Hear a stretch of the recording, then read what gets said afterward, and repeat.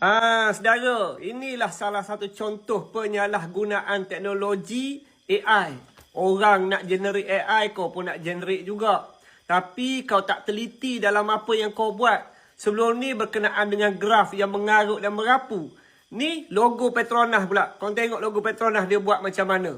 Dia tak check kot benda ni. Petronas ni syarikat petroleum nasional tau. Syarikat negara Malaysia ni.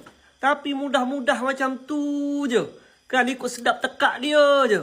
Walaun logo Petronas tu macam ni walaun. Bukan macam kau tunjuk tu. Tak tahulah admin PAS kawasan Kelang ni mungkin dia baru jumpa kot AI ni. Sebab itulah dia gairah sangat kan duk pakai. Tak kira rakyat kecam ke tak kecam dia guna juga. Contohnya macam mana lah. Ni posting ni. Bukan main lagi dia nak tunggang isu ini. Dan dalam ruangan komen majoriti ni rakyat duk kecam dia. Dan seperkara lagi tengok. Dia guna pump nozzle warna hijau. Dalam negara kita ni color hijau ni RON 97. Sejak bila kerajaan tanggung subsidi RON 97 ni aku nak tanya korang ni. Lebay-lebay kau pun pakai subsidi RON 95 untuk isi minyak Mercedes. Kau walaupun acah-acah pula nak pakai 97. Kita sebagai pengguna pakai kereta biasa.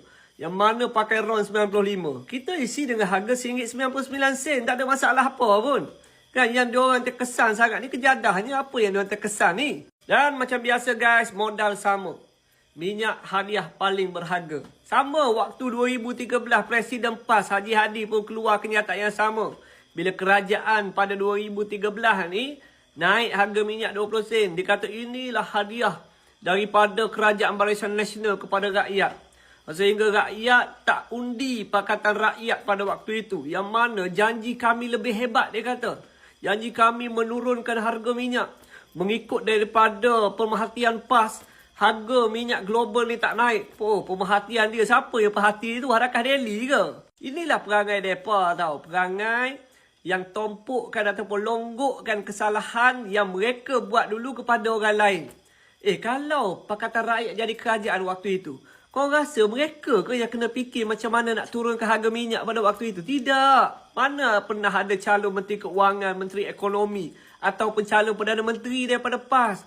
Dia duk jual modal tu dan akhirnya diharapkan orang lain untuk laksanakan apa yang dia jual dekat rakyat. Kalau kau dengar ceramah daripada pemimpin mereka, semua bodoh-bodoh tau. Contoh je, kita nak pasang wifi. Nanti kita pasang wifi dekat pokok getah. Tak ke bodoh benda tu. Tapi itulah cara mereka berpolitik jual modal dekat rakyat.